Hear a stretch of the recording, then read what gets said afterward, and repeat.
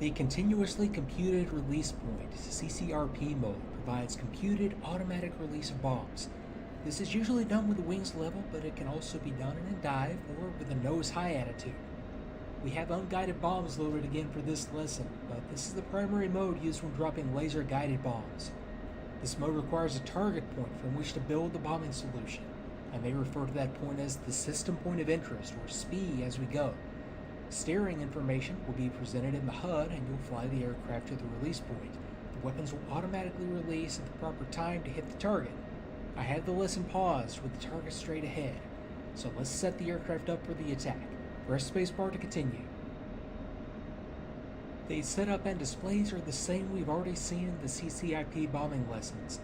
Press the air-to-ground master mode button on the ICP to configure for air-to-ground attack, then verify the master arm switch is in the arm position.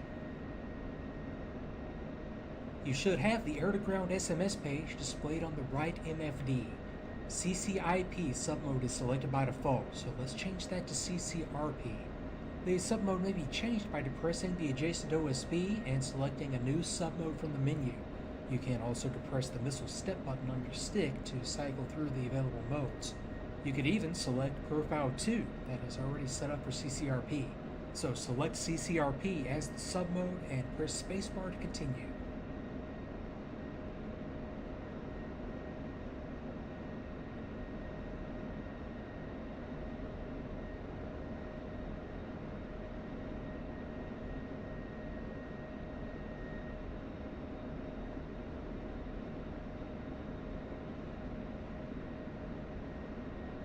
Today we have two different types of unguided cluster bombs loaded, the CBU87 and the CBU97. You can cycle between the two by depressing the OSB next to the source code. Try it if you would like, but leave the CBU87 selected for now. The CBU87 is sometimes known as the Combined Effects Munition, referring to the type of bomblet that's dispensed over a wide area when the CBU functions. These bomblets have a fragmenting case for defeating vehicles and personnel, a forward-firing shape charge for defeating light armor, and a zirconium ring for incendiary effect, setting fires and denying use of materiel and fuel stocks. The CBU-97 is sometimes known as the sensor-fused weapon. Each bomblet includes a number of smaller warheads, or skeets, that are scattered by a small rocket motor. Each skeet then scans for a heat signature matching that of a tank's engine compartment using the passive IR sensor. When the correct signature is detected, a projectile fires, penetrating the engine compartment and incapacitating the tank. Press spacebar to continue. We've used all the options on the right side of the MFD in earlier lessons except for a pair release, so depress the OSB next to single until pair is displayed. We have CBU-87s loaded on opposite wing stations, 3 and 7, so this will drop both weapons simultaneously. This is not a bad idea, especially for CBUs, because the probability of a kill increases when more bomblets saturate the target area. One bomb on target could be appropriate, or an entire flight's worth of bombs on a target could be appropriate. It all depends on how sure of a kill you want to be. Set that up and press spacebar to continue. One last piece of information unique to this type of CBU is displayed in the middle of the MFD. The BA, or burst altitude, is the height above ground the bomblets will be dispensed. This is sometimes referred to as the height of function. It's set using a dial on the Fuzzy 39 radar proximity fuse on the nose of the dispenser, and the height displayed on the MFD is set to match. We'll use the default setting of 1500 feet. Now, setting the fusing option to nose-tail uses this height, while setting it to nose bypasses the proximity fuse and dispenses the bomblets very shortly after release. The tail setting should never be used, as that will cause the dispenser to dud. Leave it at nose-tail and press spacebar to continue.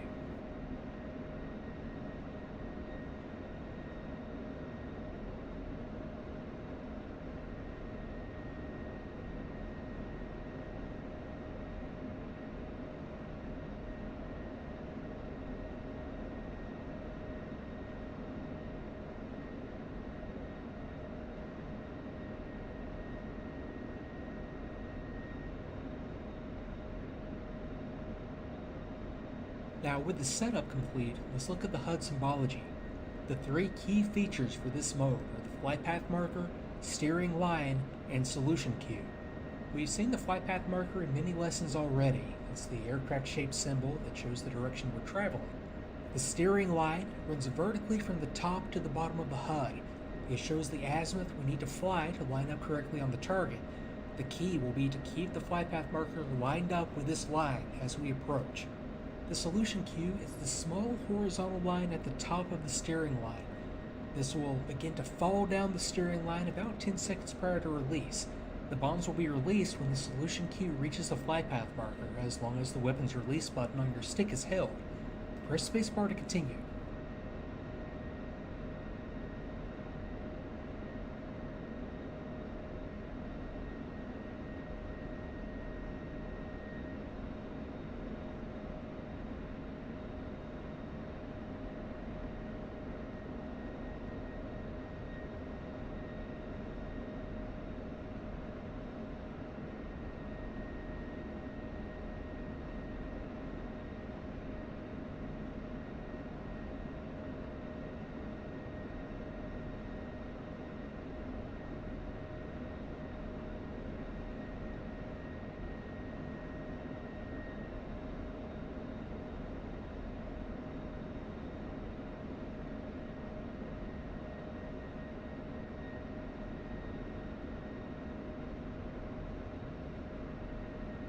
Now let's perform the attack.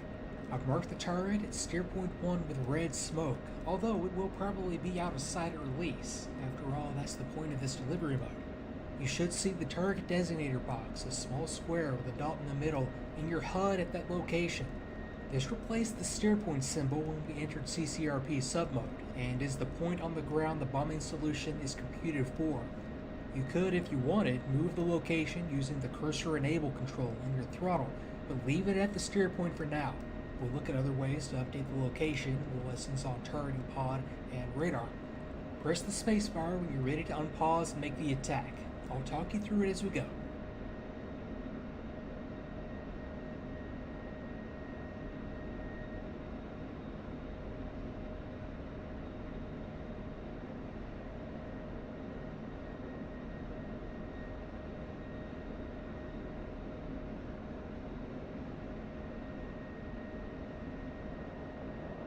Okay, fly towards the target and keep the flight path marker aligned with the steering line.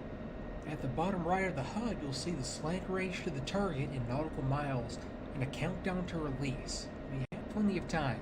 You don't have to make a long approach like this. You can come in from any angle as long as the flight path marker is aligned with the steering line at release.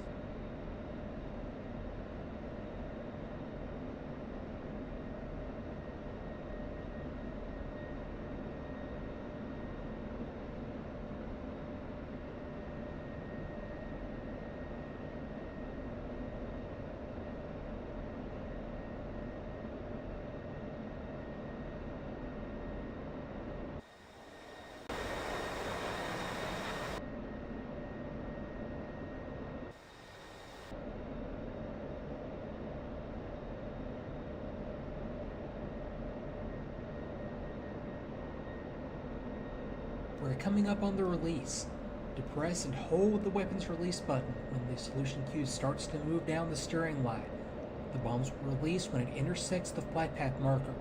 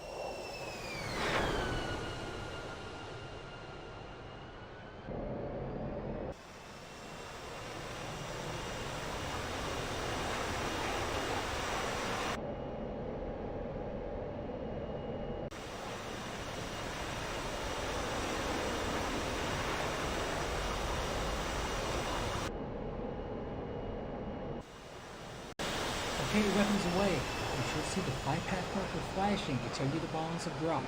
Release the weapon's release button. Use the F6 key to follow the bombs through their dispensing and impact if you wish.